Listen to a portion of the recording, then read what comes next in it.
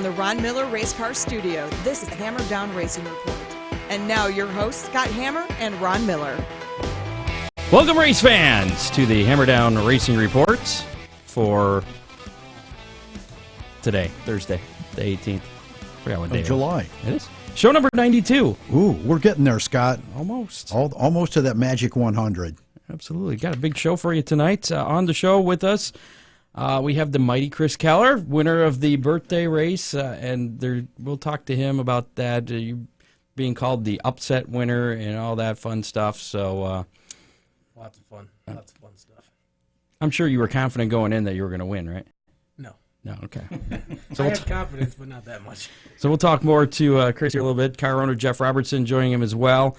We're going to talk to Matt Swander, flagman of Oakshade Raceway. I guess there was some controversy at the end of the modified race. It seems like that, Scott, but he wanted to dispel some rumors there. I guess we'll let him... certainly nothing happened that was Matt's fault. No, so we'll let him clear the air with that. I didn't see any of it because I was told you I was in the staging area in the pits, and I didn't hear the explanation. I didn't hear anything over there. I did have my receiver in, and I didn't really hear anything as far as what I couldn't piece together what was going on since I couldn't see on the track or hear the announcer. So that kind of blows some conspiracy right out of the water. So good point, Scott. Coming at you live from the Ron Miller Race Cars Studio on Facebook Live, YouTube Live, Periscope, and Twitter. Make sure to like us on Facebook if you haven't yet. We're almost about 1,600 likes, so we're getting close. Make sure to follow us on Twitter. Hammer Report, at Hammer Report is our Twitter, and you can always listen to us on your favorite podcasting platform, including iHeartRadio, iTunes, and Google. And if you're indifferent, go with iHeart because they let us use their studio. So. And that's nice of them. Yeah, we appreciate that. Make sure to give Ron Miller Race Cars a call, 734-856-7223. Even if you don't need any parts or any service, he just likes to talk. Yeah, as long as you're not selling extended warranties for a car or something. Yeah, that seems to be the popular thing these days. Yeah, don't call on that one. And anybody try to sell you one for your race car? Nobody's tried that one yet. No? Okay. Come on. But they're trying to save me money on my MasterCard account too. All right. Well, I got some business for you. My car's still sitting in the driveway on the trailer, so. Yeah, and it's got a lot of work. Unless it comes to see us, it's not racing this week. No, it doesn't. Right now, it's a no-go. It doesn't go off the trailer. It doesn't move at all. It needs help. Would you like to explain what happened? I made the wrong decision. Oh, okay. I started the back of the feature, which I was a little worried about, so I was hanging back. I avoided 2 accidents, I believe, and so by that time I thought, all right, we got this all. It's all out of our systems. It's time to go. And then the guy spun again in front of the car in front of me, and he jammed on his brakes. I thought the spinner was going to go high, so I decided to try and go low, and the guy in front of me just stopped, and I just slid into him with the side of my car, and bad things happened. Actually slid into him with the rear end of his car. The side of the car into the rear end. That kind of ripped everything out. The side being the sheet metal really didn't get hurt that bad. Well, sure, but the underneath did. Yeah, buddy. It was sad. We got the Hammer Down Dirty 30 coming up, the Hammer Down Race Report Dirty 30 coming up at Sandusky Speedway October 3rd. Make sure to go to there's so many places you could do this, but our Facebook page, I have a pinned post. You can click the link there. There is a sheet, a sign-up sheet kind of thing. It's a form. If you have any intentions of participating in that race featuring dirt late models, the Fremont dirt trucks, and the Oakshade Bombers. Those 2 classes are combined. And also compacts, which is 800 to win for them. Front-wheel drive. I'm sorry, front-wheel drive dirt cars and pavement cars. Dirt versus pavement. All the details are on hammerdownracerreport.com. I have a whole page set up there with all the rules that we have so far, payoffs, everything. It's October 3rd again at Sandusky Speedway. No, they're not putting dirt on the track. It's going to be asphalt, but we're going to run dirt cars on it. So it should be fun. And it's going to be big-time fun. Big time fun. Ron's going to be there. And if he gets my car back together, I'll probably be racing too. We'll definitely have you ready by October 3rd, Scott. So, again, if you have any intentions, no obligation, though, if you fill out that form, but we'll add you to the list and give you a little publicity for showing up or for saying you're going to show up. You hear that, Chris Keller? I heard that. Okay. Loud and clear. Before we get to Mr. Keller and Matt Swander, well, let's talk about some of the action this past weekend. A lot of action this past weekend. There was. Actually, before we get to that, I just want to remind you, Ryan Weekman and his weekend weather pit stops coming up a little bit later on. Kind of a warm forecast. Toasty. Yeah, a little toasty. So Attica Raceway Park was in action on Friday night, not Tuesday, unfortunately, but Friday night Byron Reed scored his second Attica Fremont Championship Series 410 feature in a row. It was his 42nd career win. Jamie Miller was the winner of the AFCS 305 feature. Sean Valeni, former guest of ours again, won a crash-filled dirt truck feature. It was his second win of the year. And unfortunately, Tuesday's Brad Doty Classic, we had Brad Doty on the show last week. They gave her a go, and then the storms came in, and I guess it was too much. So they had to cancel that. And unfortunately, they didn't have the rain date because of Eldora making up the Let's Race 2 from, what was that, May, I think it was? Right. So they decided to tack that on Wednesday in front of the King's Royal event. So there was no room for a rain date. So did you see the picture of Kyle Larson's I did trailer, see that. Yeah, truck trying to get out of the pits? Yeah. I wonder if his truck driver still has a job. Certainly got a big tow truck pulling him out. Ended up in the ditch there, trying to pull out. I'm not sure how that happens. It's probably the water truck's fault.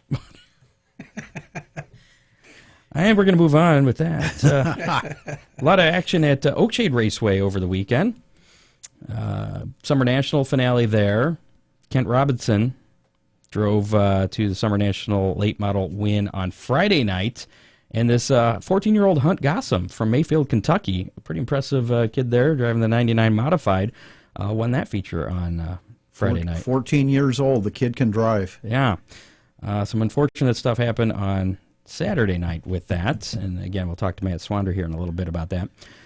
This guy over here from Adrian, Michigan, Chris Keller, he led every single lap, all 50 laps, flag to flag. 75 or 80 of them, but yeah. And won the 10,000 to win birthday race Summer National finale. It was your first Summer National win ever? Oh, yeah. That's what they were saying? Yes. Okay. And first birthday race win. Was that your biggest win ever? Oh, yeah. Okay. Yep, big time, by far. Look forward to time. Have you ever run anywhere near that many laps?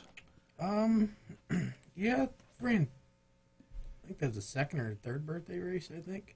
Okay. So your best finish in a birthday race. Yeah, I usually try to run them all just for track time, you know.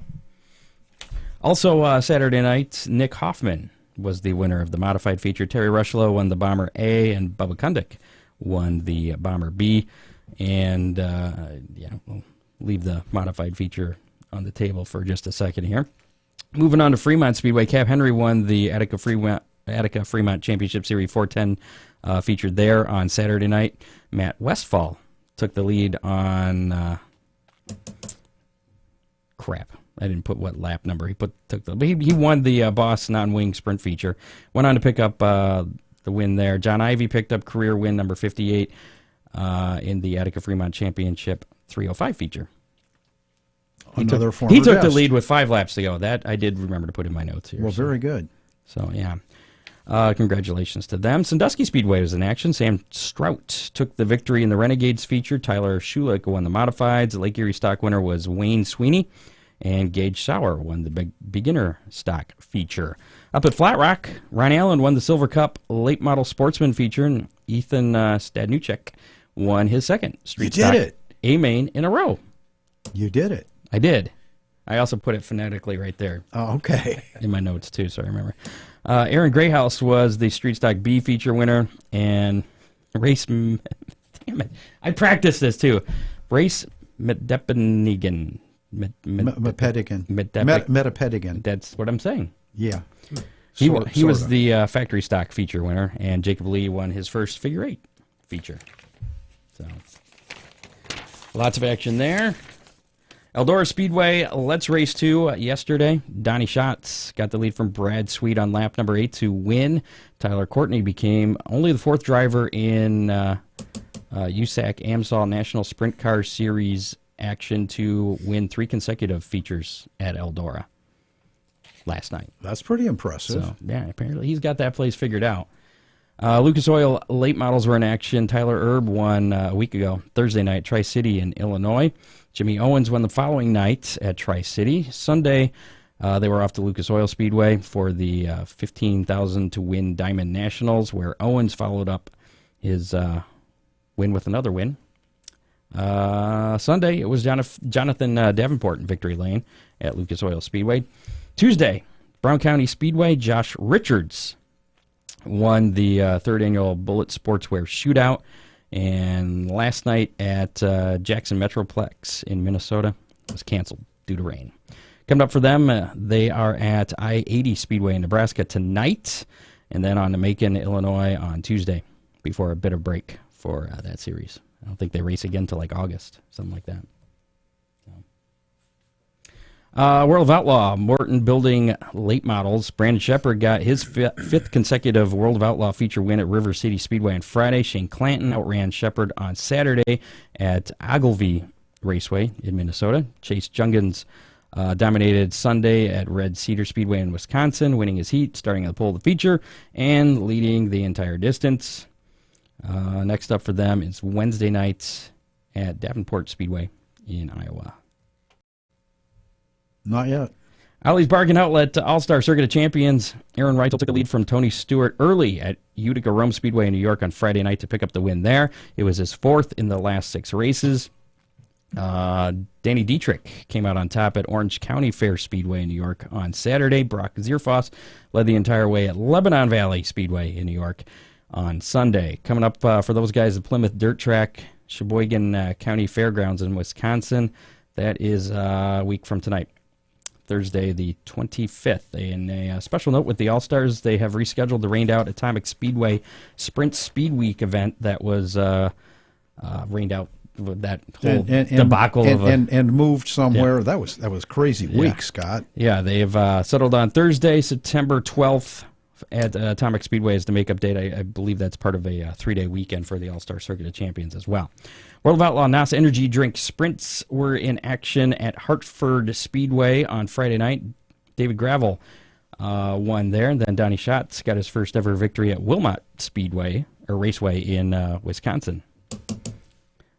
Coming up for those guys, they have, of course, the Kings Royal. Yeah, Joker's Wild, I believe, is tonight, but they're at Eldora tonight through Saturday. I haven't seen anything about any weather-related delays for that with the heat. We'll talk about some that have already either canceled or adjusted their schedules a little bit, but I haven't seen anything as far as Eldora yet. Almost as fun as to say as McManamy. I can say McManamy, Mr. Keyser. Comments on our Facebook there. Really? I think he was talking about the say it again? Metapedigan. That's what I said. That's what you meant. Uh-huh. It ain't what you said, Scott. After the Kings Royal, the World of Outlaws will be at Lernerville on Tuesday over there in Pennsylvania. ARCA action. Chandler Smith spun midway through the race, but came back to win at the Menards 200 at Elko Speedway on Saturday night.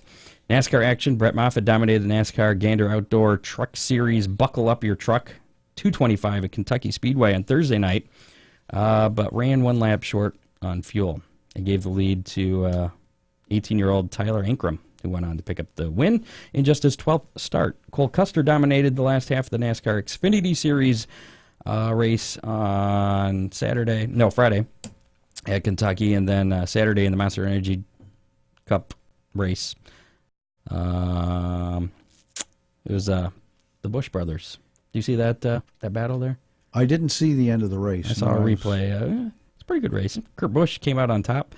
Kyle Busch finished second. They beat and banged on each other, and now Kurt is locked into the playoffs. Next up for NASCAR, the Xfinity Series will be at New Hampshire Motor Speedway on Saturday, 4 o'clock. Sunday is the Cup Series race at New Hampshire, and then the trucks have the Foxwoods Resort Casino 301. No, wait. Really? No, that's the NASCAR race, the Cup race. I'm not sure where the trucks are. Are the trucks off this weekend? I don't know. Okay. IndyCar action. We'll have to call Matt Crafton and find out. Yeah, speaking of which, he didn't, where did he end up finishing the modifieds? At Oakshade? I think he was second or third. Saturday night. He didn't do so good on Friday. He had some Correct. problems during his heat race. Yeah, no, he looked real good. Indy 500 winner Simon Pagenaud led most of the Honda Indy Toronto on Sunday to pick up the win there. IndyCar travels to Iowa Speedway on Saturday for the Iowa 300 at 7 p.m. on NBCSN. That's actually a weekend with ARCA, as a matter of fact. So ARCA and IndyCar both at Iowa this weekend. All right. So that's cool. Still waiting for Matt Swander to give us a call. Again, that number, Matt, in case you lost it or you forgot to call, 419-214-0925. Dirt Car Late Model Summer Nationals. Brian Shirley crowned the championship of that after, where did he finish? Top 5, I think, on Saturday. But yeah, not sure. Yeah, he and what's his face? Shepard? No, Pierce. Bobby I always Pierce. get them mixed up. Bobby Pierce were coming down to the wire there. I think in the they points. were 9 points apart coming in. So Brian Shirley actually won on Thursday night, the night before Oakshade there at 96. And they do have one more race left. It is the makeup race at Lincoln Speedway. It's going to be a non-points event because it's after the championship. So that's going to be the 25th. Wasn't that the race where they got a few laps in and then the rains came?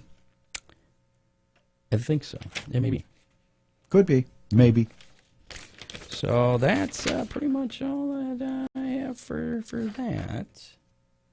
That's good. That's good. Yeah. Again, waiting for Matt Swander, flagman from 419-214-0925. In the meantime, why don't we jump over and talk to Chris Keller? I don't want to do that yet. You I want just to talk to Chris. You just want to let him sit there? I want to let him sit there a little bit. Let's do a few other news stories here, then we'll all talk to right. Chris. Thanks anyways, Ron. Two-time Daytona 500 champ Michael Waltrip is coming out of retirement. This might have Dirty 30 implications, too, by the way. Really? Yeah. He's going to compete with the Vorge Compact Touring Series on July 20th at Shady Bull Speedway. Really? And apparently the guys over there at Sandusky Speedway are good buddies with Shady Bull, and they're going to try and talk Michael into running the Dirty 30. That would be pretty cool. And for what it's worth, I did bounce that off of Matt Crafton last weekend, and he was very intrigued. He just needs a ride, though, right? Right. Okay. Tony Stewart had this to say on Sirius XM NASCAR radio about younger drivers getting rides that more experienced drivers probably should be getting. Did you hear these? No, I didn't. Okay. He says, quote, "I think the whole process of trying to find the next stars is a totally screwed up system. It's not that kids coming in don't have talent. They have talent, but there are other guys that are getting overlooked daily who have truly paid their dues and deserve a shot to be here." He had some other comments, but that was the more tame part of it. He also said that drivers were saying they were 25 and they'd be 25 for many years because if you're more than 25, you're too old. You're washed up. Yeah. That's. I thought that was kind of interesting, too. How do you feel about that one, Chris? I mean, I know people in their 50s that do that, you know? Yeah. Like 50 forever and... Age discrimination. Sterling Marlin has had multiple brain surgeries battling with Parkinson's disease. His latest was 3 months ago, and he is supposed to make a return to the racetrack. He was supposed to do that this past weekend at the Fairgrounds Speedway in Nashville. He did have some mechanical clutch issues after he got the car unloaded there, and he decided to withdraw from the race and trying to race with mechanical problems, that being his first race back. So he's going to try again at Nashville. The next race for the late models is scheduled for August 10th. So Sterling Marlin still getting it done. Nothing wrong with that. No. Kevin Swindell announced on Wednesday that he'll team up with his dad, Sammy, to pilot the number 39 Swindell Speed Lab sprint car in the World of Outlaws NOS Energy Drink Sprint Car Series Knoxville Nationals. They'll also compete together this weekend at the Kings Royal in Eldora. Nothing yet, Scott. I should have reminded him. He's probably going to stand me up. Crazy flag man. We could probably get Chrissy Hendricks to call in. Christina might have some insight too. I think she wants to talk. I know. I got one last thing here. The American Ethanol Late Model Tour event scheduled for tomorrow at 9:86 was canceled, or has been canceled, due to the excessive heat that has been forecast. Kalamazoo and Mid-Michigan Raceway Park have also canceled their Friday night programs. A lot of Michigan tracks are not dealing with the heat Those real well. Michigan folks just can't handle the heat. They can race in the winter. Can race in the middle of winter, but not... Yeah. Also canceling due to the heat are Mount Pleasant Speedway. Charlie sent me a bunch of these this afternoon, too. Galesburg has pushed their Saturday show to Sunday, so to try I did see that. beat the heat. And Oakshade has postponed the start of their Saturday night show pushed it back an hour. Yeah, they're still racing. Still racing, yeah. Gates will still open at 4, but... hoping that the track is a little cooler. Hot laps at 7, racing at 8. There you go. So, and there may be some changes to some more tracks. Or not. Like I said, I haven't heard anything more about Eldora. I did check Lima Land. Everything looked to be on schedule for tomorrow night there as well. And, again, we have Ryan Weekman and his weekend weather pit stop forecast coming up here shortly. Well, after we talk to Chris. We'll get to Chris before the weekend weather pit stop. Are you sure? I think so. I called the number 2 times with no answer. What's that? He says he called the number 2 times with no answer. Let me make sure the phone's working here. That works. Why don't you call him? I don't have his number. Give me your number, Matt. Give me your number, Luke. Send him a message. All right. So we'll try and call Matt here. In the meantime, let's start talking to the champion of the, 30th annual birthday race? 31? 31st? Okay. This is what happens when I don't announce. All right, I got his number. We're going to call him. Teaser again. It's like we can wait. We're jerking you around. I apologize about that. But, all right, so, where the heck is that area code? I don't even know what that is. Again, Matt Swander, flagman of Oakshade Raceway. Flag guy, I guess, is that what we're doing? We're getting rid of gender things? I've got to give him a shout out too, Scott. He's really done a very good job this year. Yeah. Don't you think so, Chris? Yep. So, get him on the phone here to talk about that modified feature. Hopefully I dialed right. This could be... Hi, this is Matt. Hey, I did dial right. Matt, Scott Hammer, Ron Miller, Chris Keller, Jeff Robertson. We got all kinds of people here.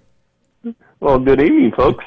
So apparently something happened at the end of the modified race on Saturday at Oakshade, and you were the guy closest to the action right there in the flag stand, and I know you told me over on Facebook Messenger there kind of what happened, but go ahead and the floor is yours to explain what happened there. What happened was I got the call, one to go, next time by on the 2 car from race control. Okay, no problem. I display the white flag to Nick Hoffman as he goes by me, and I was trained as a flagman. Once you display the white, your eyes don't leave your leader unless something's called on the radio. You hear that? Not a problem. Nick's coming down the back stretch. I'm watching him. I get the checkers out.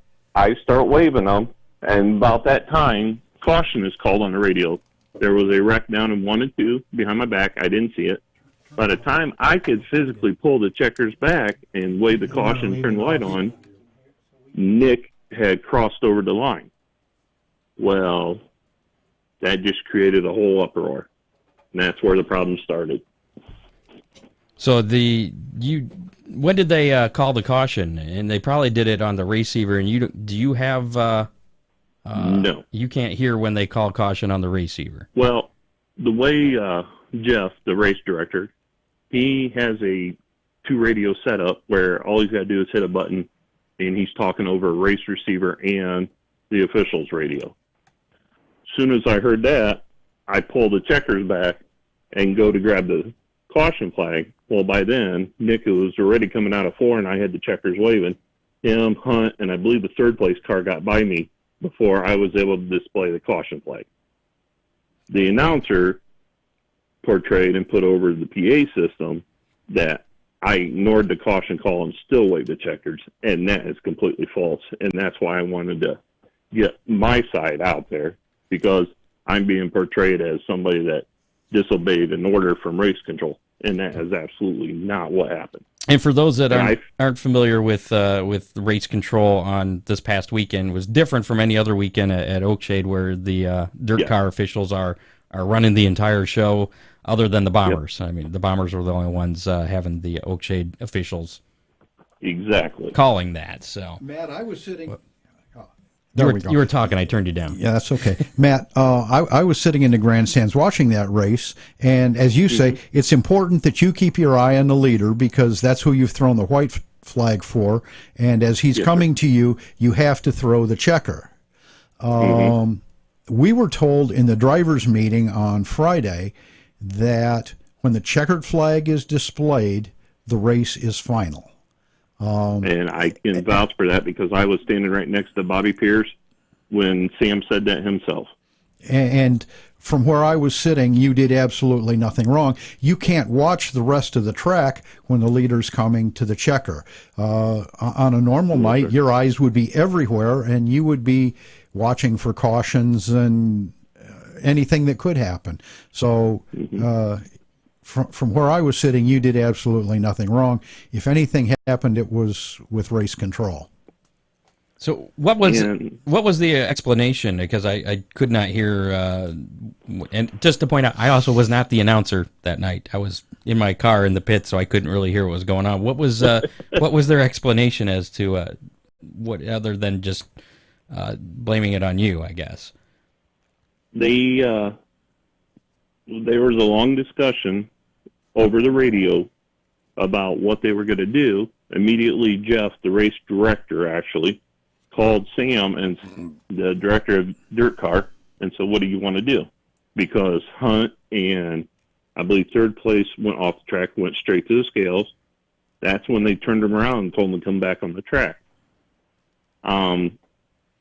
Then Jeff asked Sam, "How do you want to handle this?" Because they just had this the week before. I believe it was at Macon with Bobby Pierce.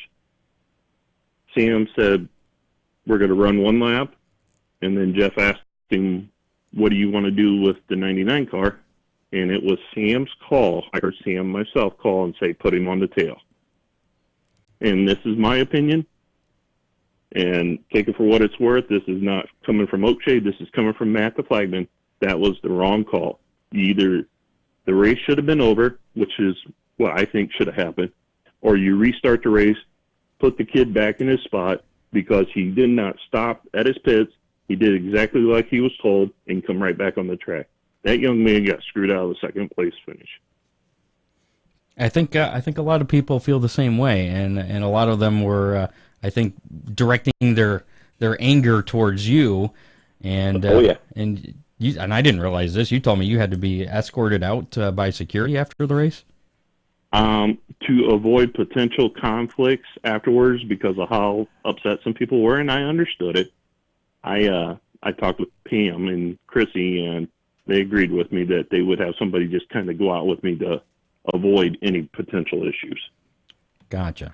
So, all right. Well, I said it before we went on the air with you, Matt. I think you're doing a tremendous job this year flagging. Congratulations on coming in and taking over so well. Thank you. I appreciate it. I've been fortunate to train under some excellent flagmen. I'm going to Eldor in a couple of weeks, and I heard the big block mods are back. I would pay to go watch their flagmen anywhere in the world. I think Dave Farney is the best. I'm a nerd. I study flagmen. I watch them. He's a flagman nerd. I'm going to start calling you that from now on. Yeah. Okay? You need to check out Kenny Marshall over in New York someday. He's a pretty tremendous flagman, too. I have seen Mr. Marshall a couple times, but I am a huge Dave Farney fan. Tom Hansen is another great one. I'm a nerd. All right, but I think it's going to be all for naught, because after this season, I'm going to hang up the flags. What? Don't do that. What? Yeah. Then you'll have all off season to reconsider that decision. Oh, that's true too. One last question about the incident there in the modified feature. After what happened, and they decided they're going to run another lap I'm assuming that you're under the opinion they should have gave the drivers that pulled off thinking the race was over their positions back. Saying our bad, we messed up. Here's your positions back. Let's do this again and get it right. Am I correct in assuming that? 1,000%. Okay. 1,000%. And I told Hunt that when I talked to him earlier this week. Oh, good. Because I feel like I screwed that young man out of a great finish, and I apologized to him. What did he say?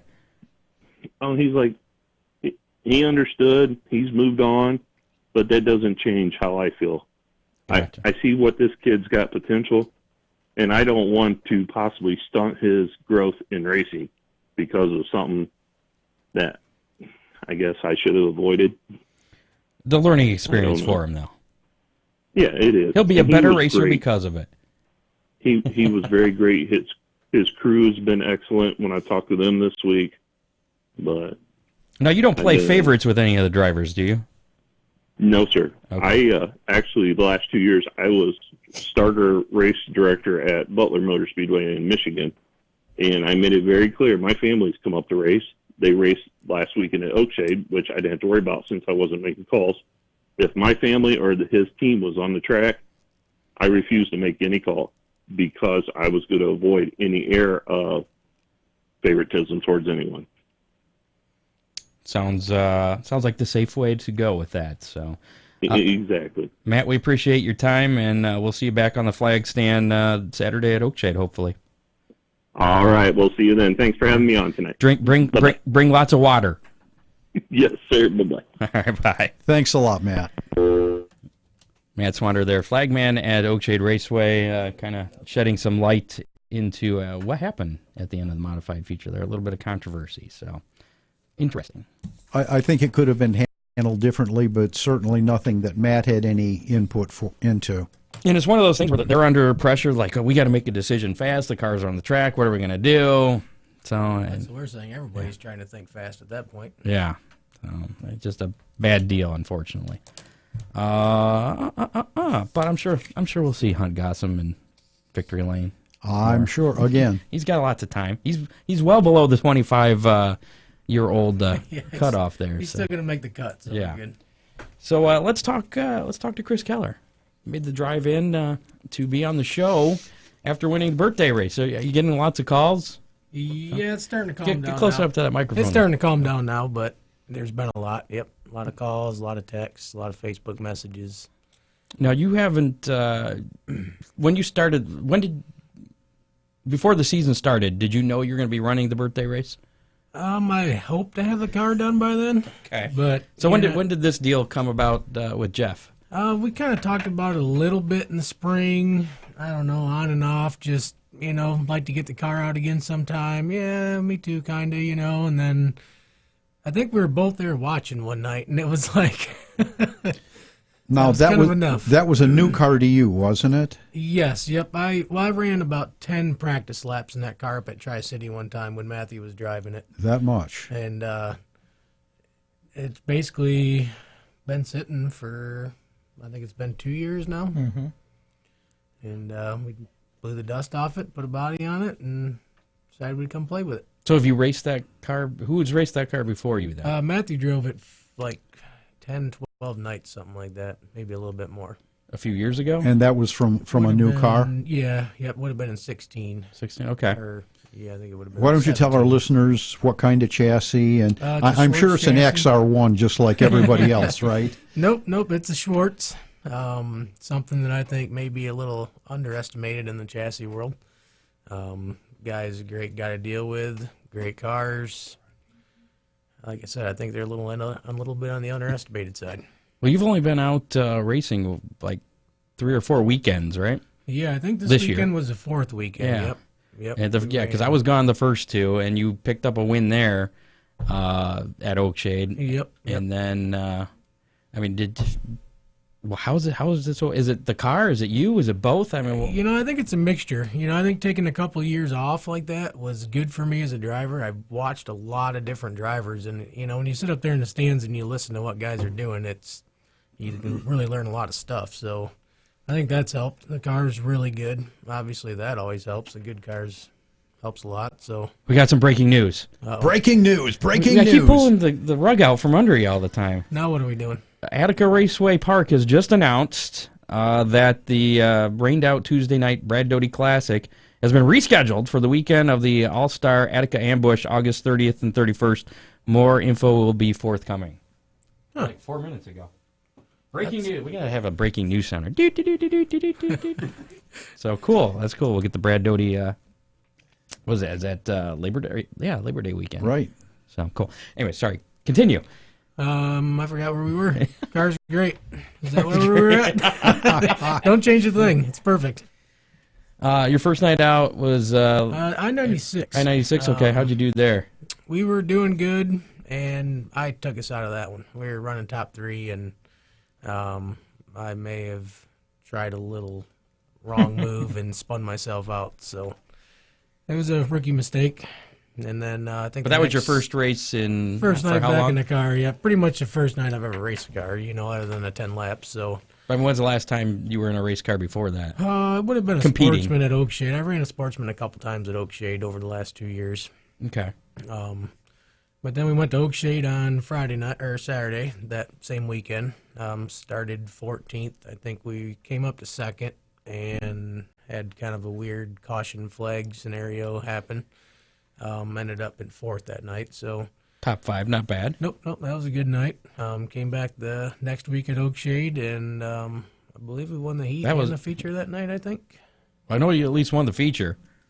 Can't remember if I won the heat race that night or not, but yep, got a feature win that night. So were you feeling pretty confident after getting that feature win? Yeah, I was confident going into the birthday race, I guess, because of that. But then you also wonder, okay, was I just a little timid and things were all right? Now am I more comfortable? Am I going to start spinning the tires and making mistakes? And so it was kind of a 50-50 thing, I guess. Well, Friday night, you finished, I think it was 11th? Yeah, yep. Where'd you end up starting? I think I started 7th. Oh, so you went the wrong way. Yeah, we went backwards. What happened Friday night? I just wasn't on it, really. I mean, I was up there on the top trying to make something happen, and just it wasn't going to. So, did you learn stuff though Friday to help you on Saturday? Yeah, that's the main reason why I stuck out there. I was thinking about pulling in under caution, and I'm like, you know what? I need to just keep getting seat time because I haven't had much of it in the last couple of years. So I better just try to figure this thing out. So what did you learn? Calm down on the throttle. I understand that Audie Swartz may owe you a sales commission or two. Yeah, I mean, I understand that his phone. I understand his phone's been ringing this week. I wouldn't say he owes me nothing because he's helped me a lot. Anything. He's a real straight up honest guy, so it's nice to deal with somebody like that. I don't want our listeners to think that yours is the only Swartz car there. There's another 3 or 4? Yeah, Bob Mayer, the 42 car, he's got one.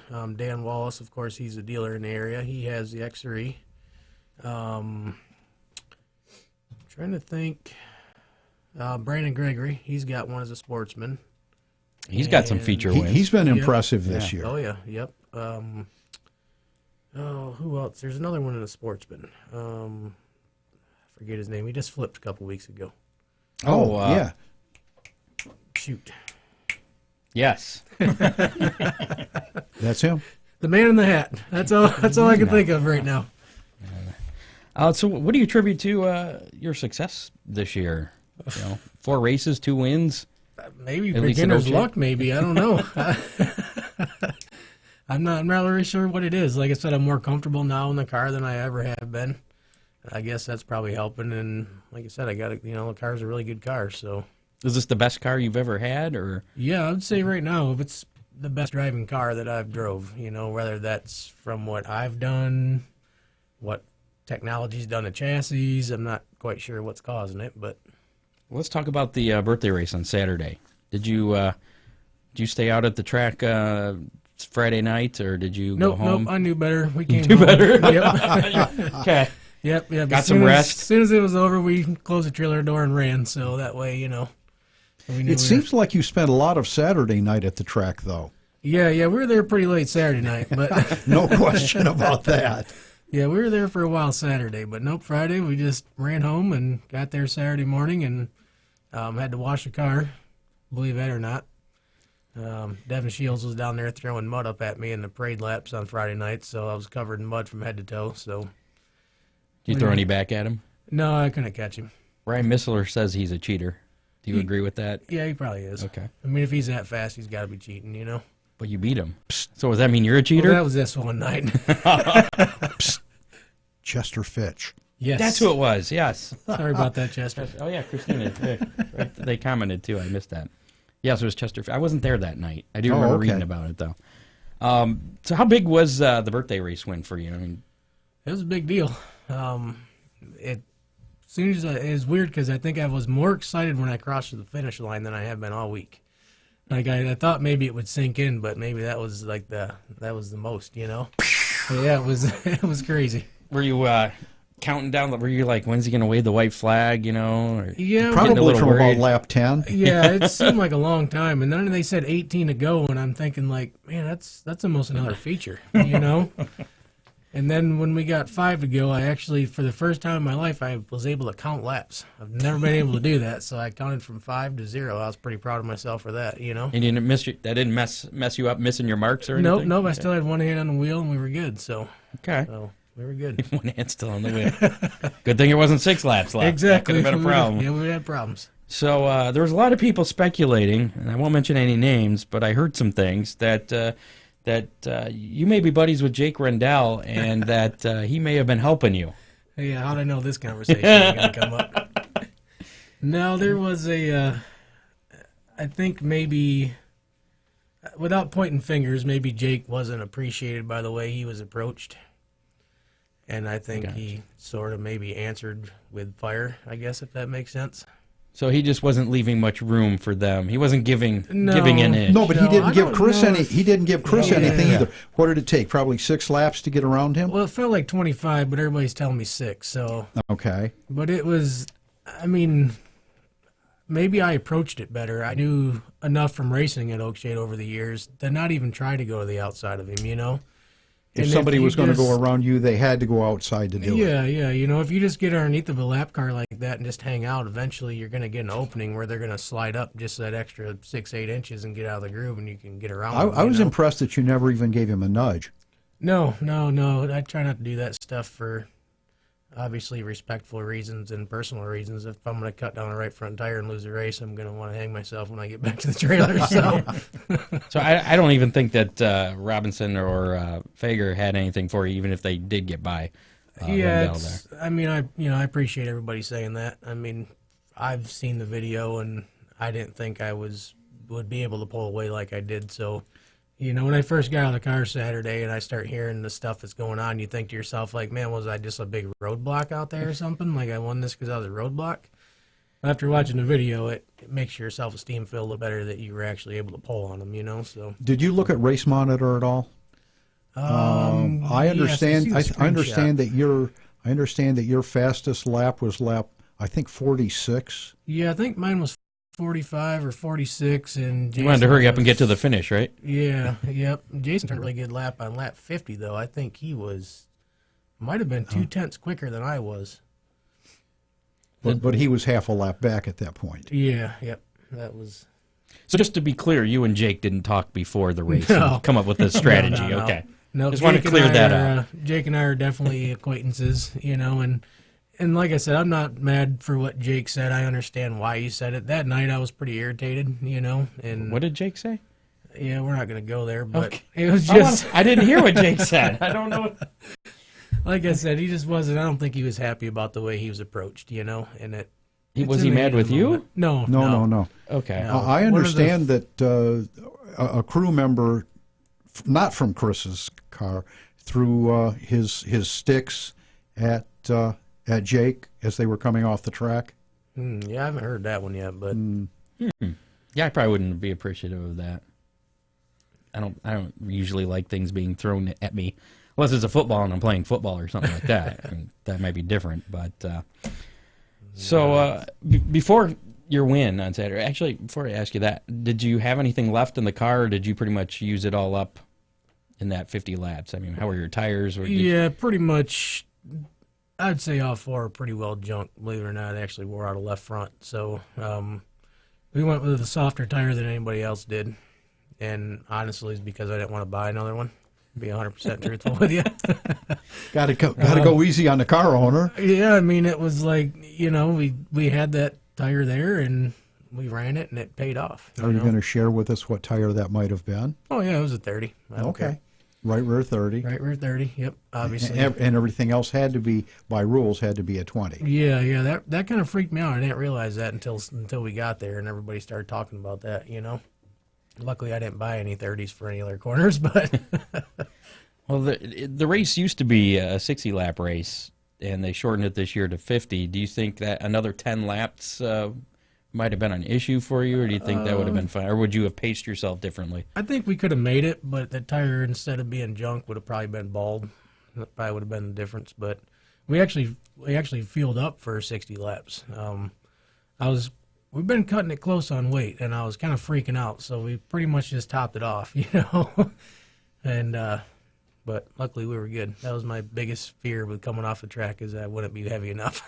Was there any close calls with any cars on the track when you were working through lap traffic? Any scares? Not too bad. Hillard and I got pretty close once. I think we may have even touched. But we both kind of got away from each other as quick as possible once we realized what was happening. So, but other than that, I think we're pretty decent as far as that goes.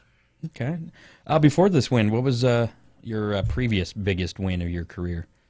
I would say the biggest one would be either one at Oakshade or Attica. When I was driving my family's car, we pretty much ran just Oakshade and Attica, and that was kind of always our goals, to get a feature win, just like everybody. And they were both tough to get. Those two places are really hard to get a win at.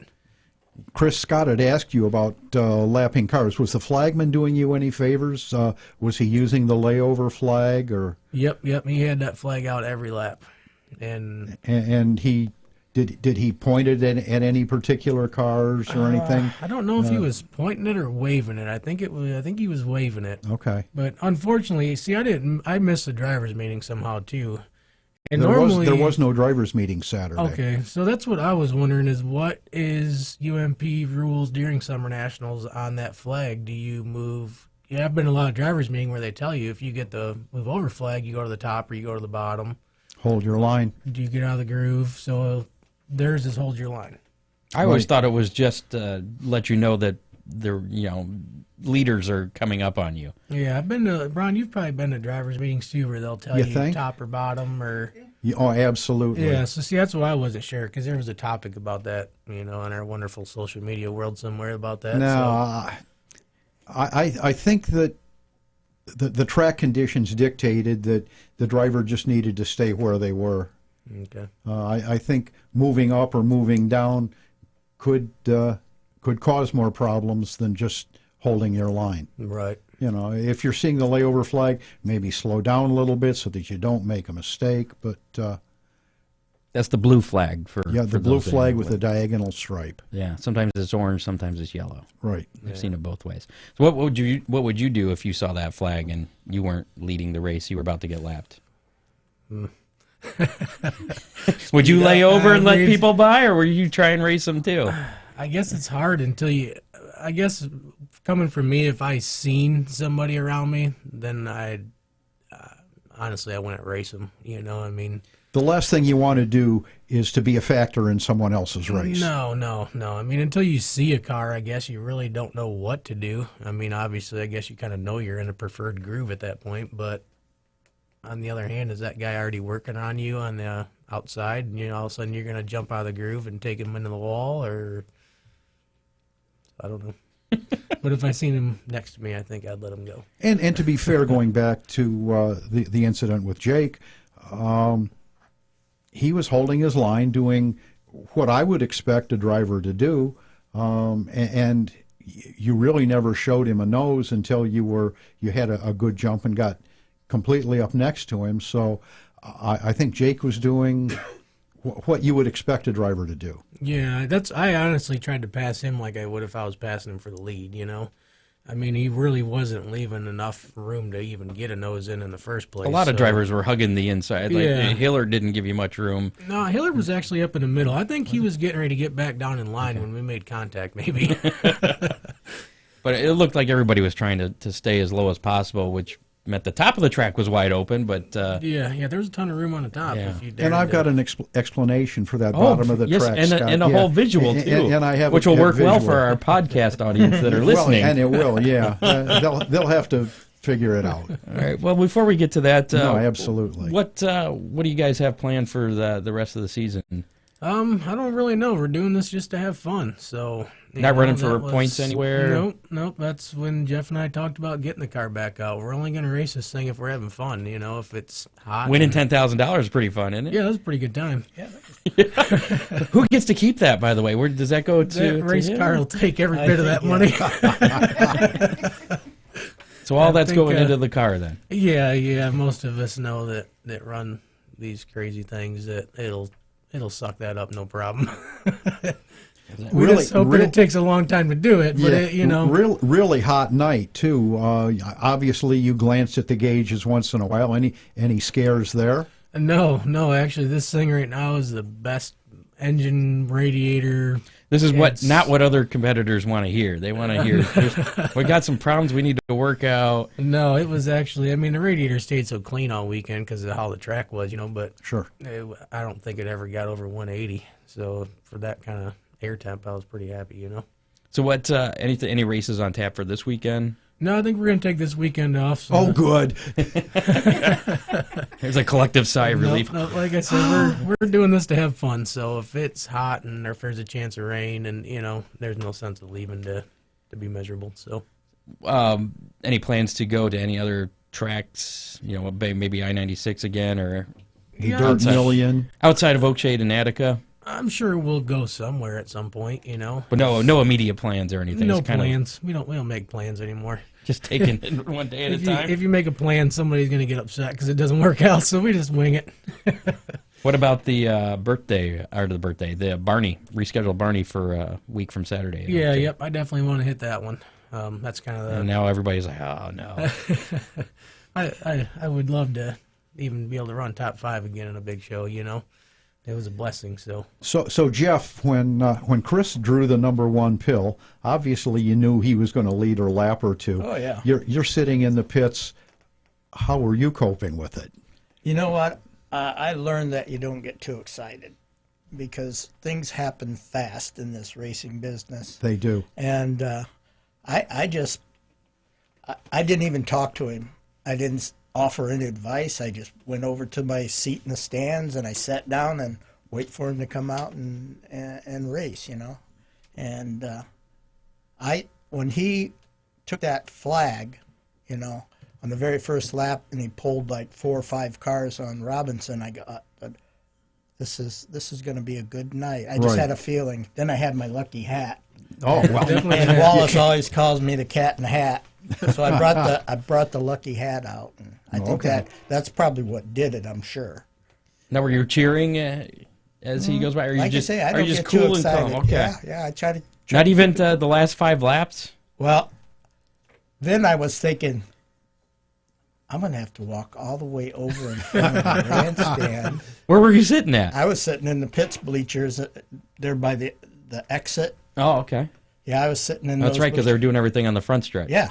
So, and I told Chris, I says, hey, if we win any more features, I want them to get excited, but then after that, I want them to say, "Where's Jeff? I'm going to go pick Jeff up." Well, in fairness, I drove right by you to get on the scales. You could have jumped on the door. Well, I was walking the opposite way. That's the problem. Yeah, you could have picked him up.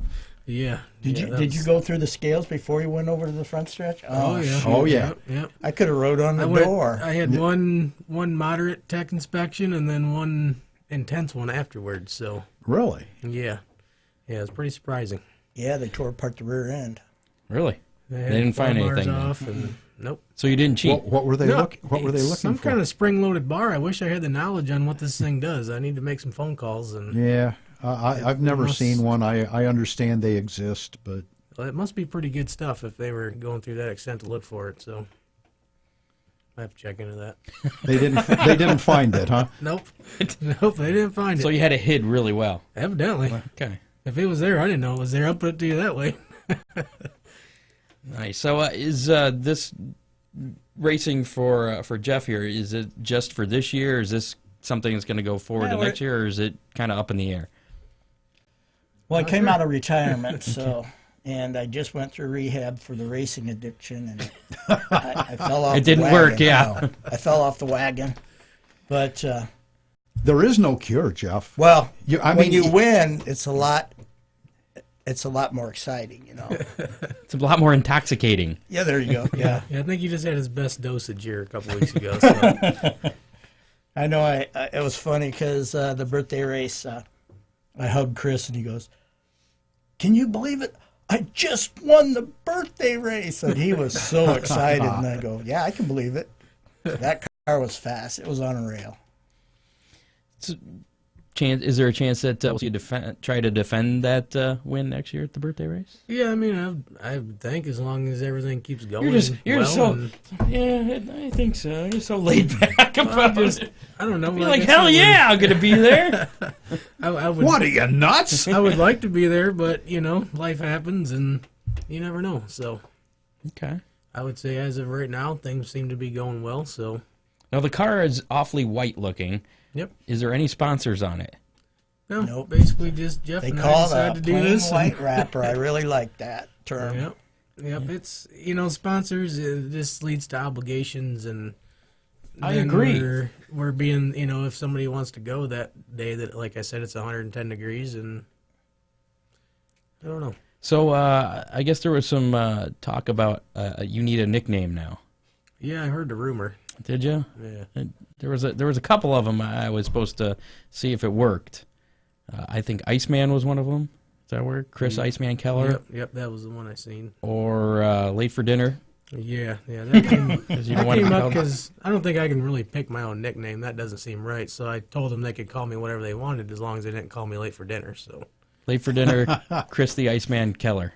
Iceman's been used before. yeah, I feel like it has. Only on pavement, I think. Is that where Iceman series? Yeah. I have a couple nicknames, but I don't think they're radio appropriate. So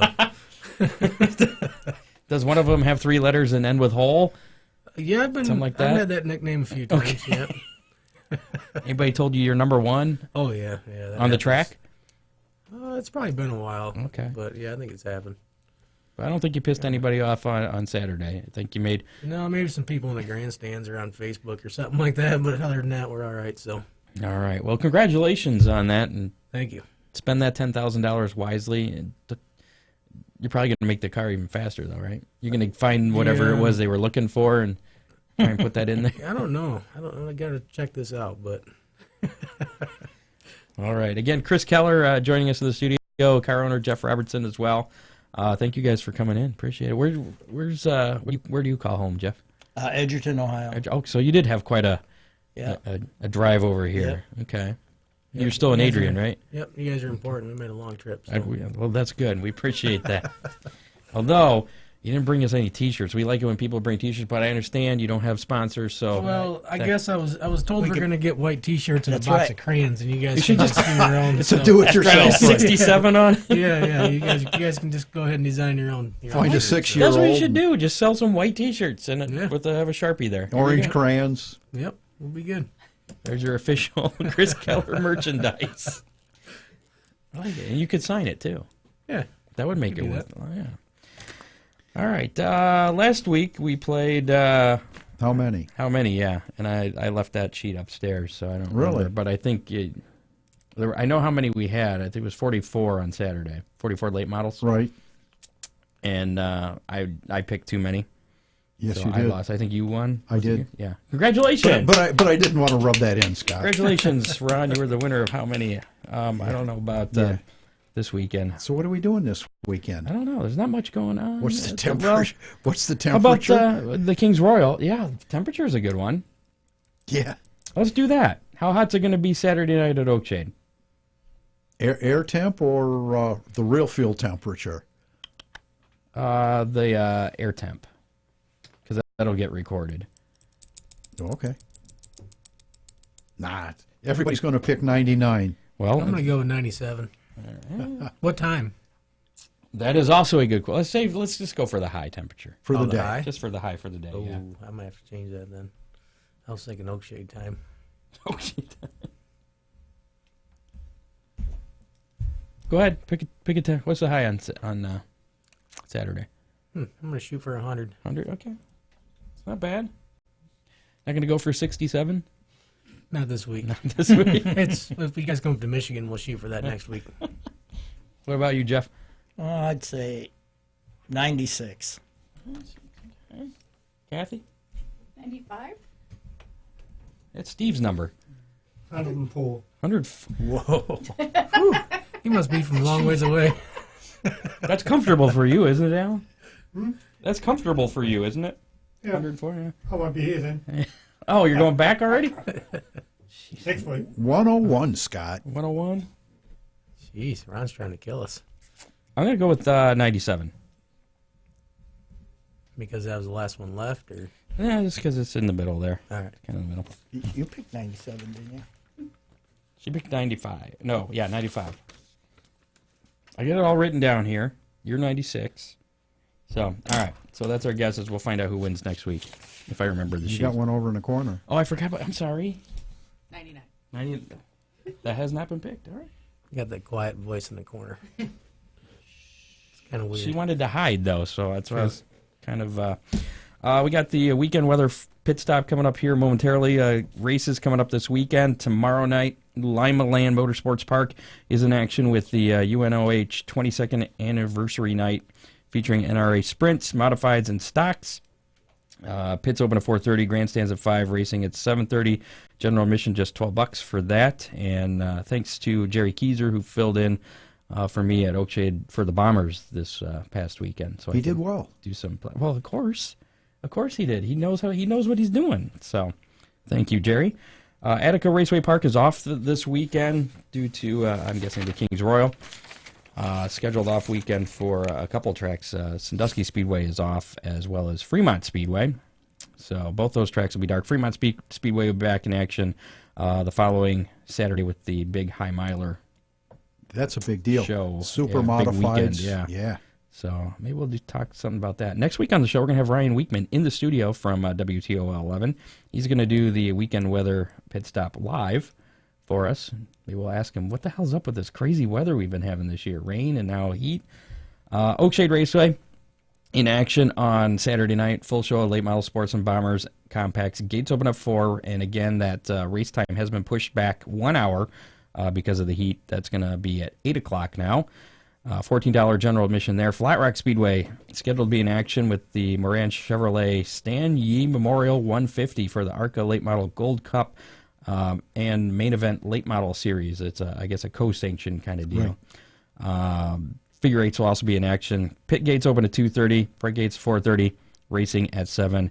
And general admission $25 for that. But keep an eye on social media just in case anything changes. I would think before you head off to the racetrack, just make sure that they haven't pushed their start time back.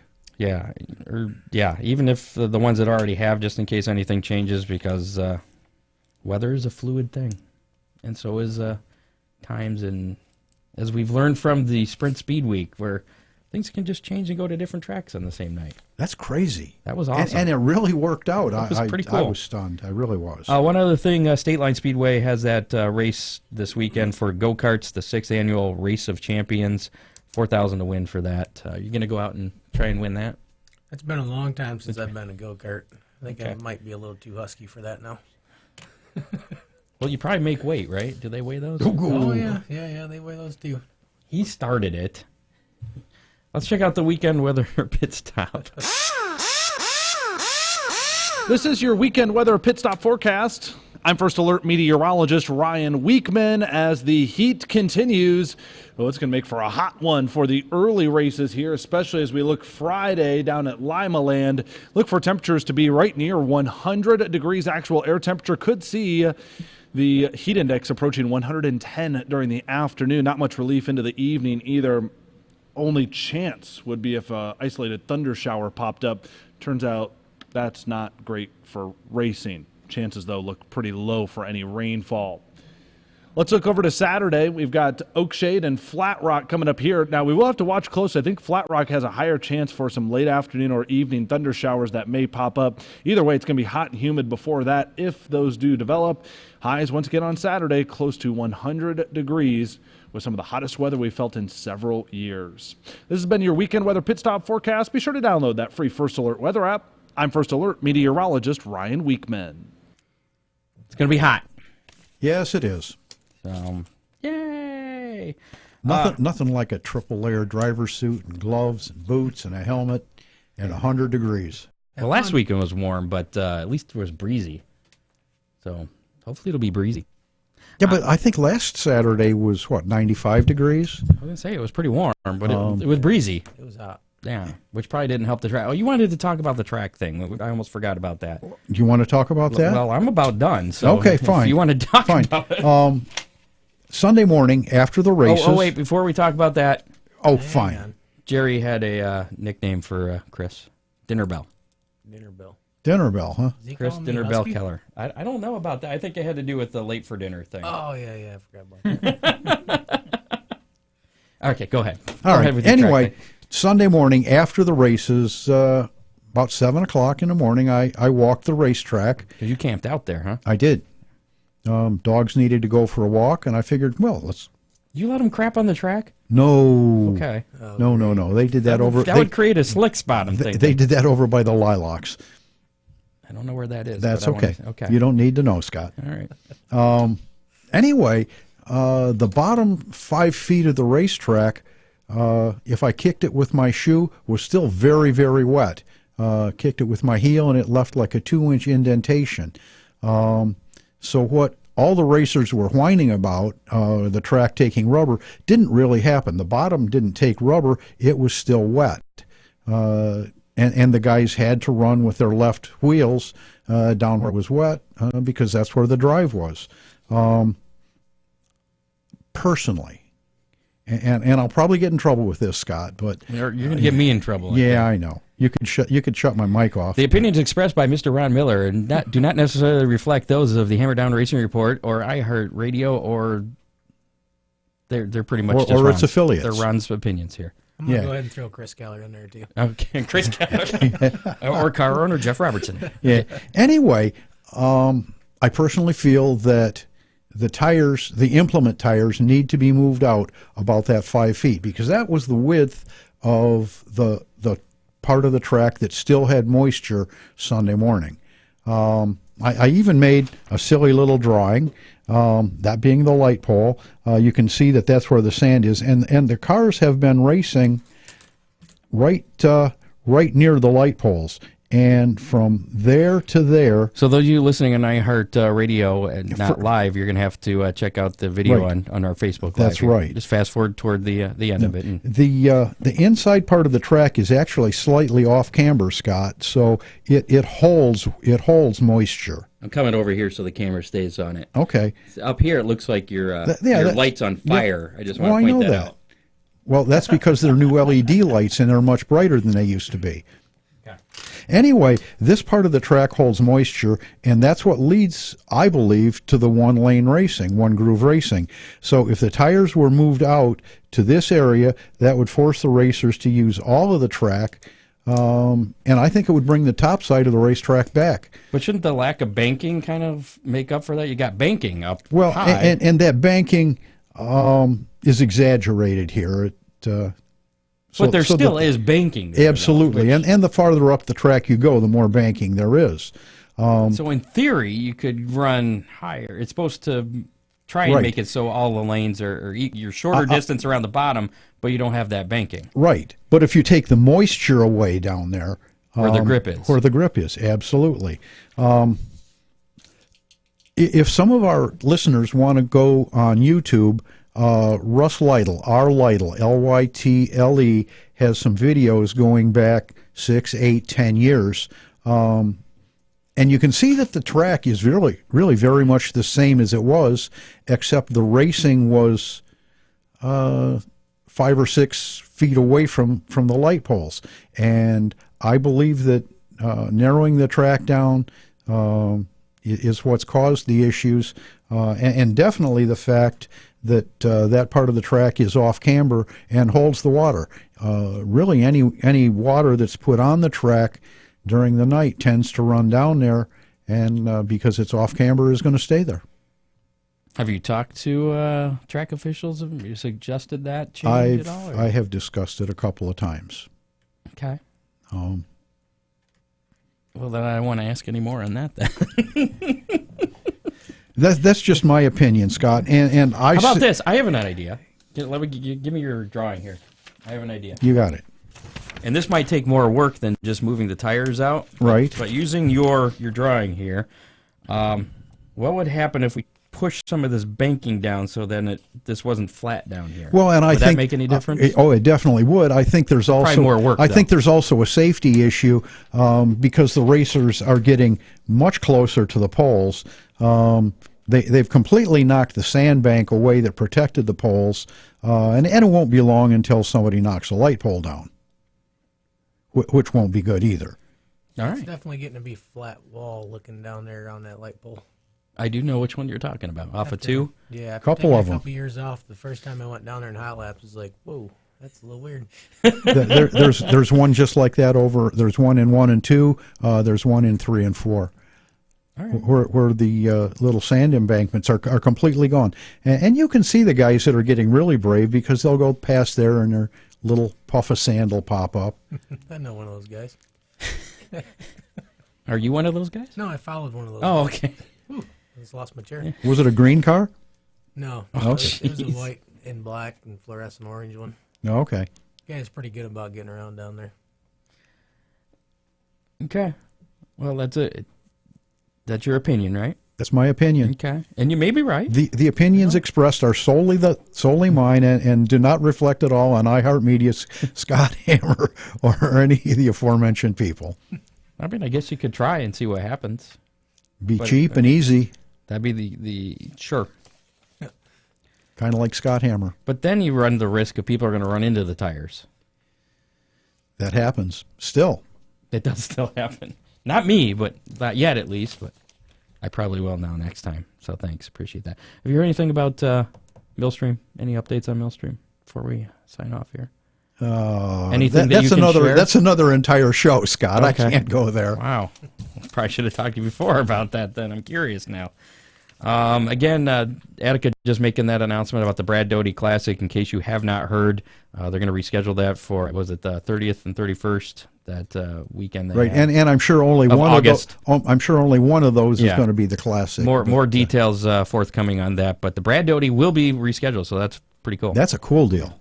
And just a note from Dean Henry there. He says that a fast qualifier at Eldora tonight is David Gravel. So, all right. There you go.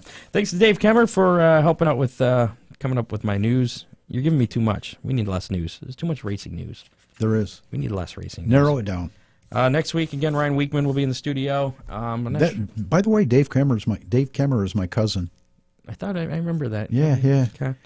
Family genealogy. Wow. It impressed me. I didn't even know it. He suggested maybe we have Rusty and Chuck on next week, talk about their summer nationals. Oh yeah, I'm open to that. I didn't reach out to them yet and today, neither of those guys is ever short on words. That could be our first 2-hour show. Oh geez, so maybe we'll do that. No guarantee. I haven't asked them yet. They may not be available, but we'll look into that. See what if you have a suggestion, somebody you want to hear us have on the show, by all means send us a message on Facebook. Email me scotthammer@iheartmedia.com. All that information, everything to contact us, be a sponsor, whatever, it's on hammerdownracingreport.com as well, so make sure to check that out. And don't forget to listen to us on iHeartRadio, Spotify, whatever, yeah. any of those. And if my racing has been suspended at Oakshade, please let me know before I have to wash the car. You're in a timeout. That's it. We'll find out. Hey, Scott, another great show, buddy. Thanks to Chris again for coming in, Jeff as well. Good luck to you guys in whatever you guys decide to do at the last minute.